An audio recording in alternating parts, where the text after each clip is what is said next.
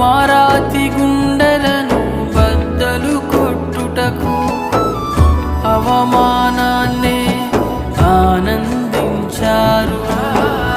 మీలో రగిలిన ప్రసవ వేదన మాలో కలిగించును ఈ స్పందనే.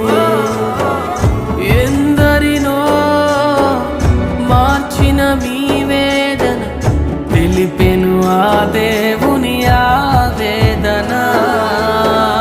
తీరని వేదనతో రగిలే గుండెలతో మాడిన కడుపులతో చెదరిన బ్రతుకులతో అలసిన ముఖములతో ఆగిన స్వరములతో రోదన ధ్వనులతో కఠినుపవాసముతో